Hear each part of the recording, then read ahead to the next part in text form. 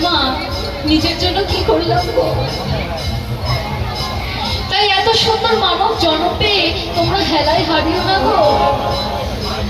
সময় থাকতে